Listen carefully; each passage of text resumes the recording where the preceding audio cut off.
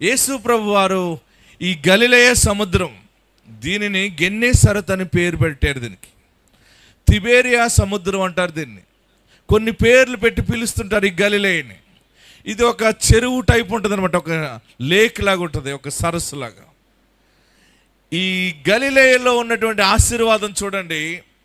యేసు ప్రభు వారు సువార్త చెప్పుకుంటూ వారు వెళ్తూ ఉంటుంటే పంచాయతీ వాళ్ళు వచ్చారు. పన్ను కట్టవా అని అడిగారు యేసు ప్రభు వారిని. పేతురు అన్నాడు, ఆయన దైవ కుమారుడు, పన్ను కట్టడు అన్నాడు. యేసు ప్రభు వారు అన్నారు, కైసరుది కైసరు కట్టాలి, దేవుడిది దేవుడు కట్టాలి, పంచాయతీ పన్నులు ఎవరు ఆపకూడదంటే ఆ ఆఫీసర్ అన్నాడు, అంత నీతి చెప్తున్నావు కదా, మరి నువ్వు కట్టు అన్నాడు.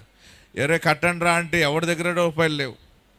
యేసు ప్రభు శిష్యులందరూ పైకి ఎవరి దగ్గర డబ్బులు ఉండవు. చివరికి నా దగ్గర లేవంటే నా దగ్గర లేవు అన్నారు. యేసు ప్రభు వారు అన్నారు, ఒరే ఆగండి, పేతురు అక్కడ గేలం వెయ్యి. ఏమన్నాడు యేసయ్య? ఆ సముద్రంలోకి వెళ్ళి గేలం వెయ్యి. మొదటగా చేప పడుతుంది. చేప నోట్లో 1/2 షెకేలు ఉంటుంది. షెకేలు ఉంటుంది అంటే మనం రూపాయి అంటాం కదా, వారు అక్కడ ఆ దేశంలో రూపాయిని షెకేలు అంటారు. చూడండి మత్తయి సువార్త 17వ అధ్యాయము 24వ వచనంలో చదవండి. 17వ అధ్యాయము 24వ వచనం.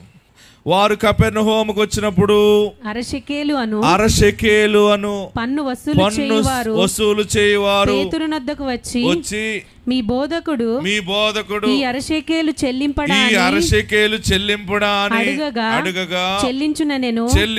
అతడి ఇంటిలోనికి వచ్చి మాటలాడక మునిపే యేసు ఆ సంగతి ఎత్తి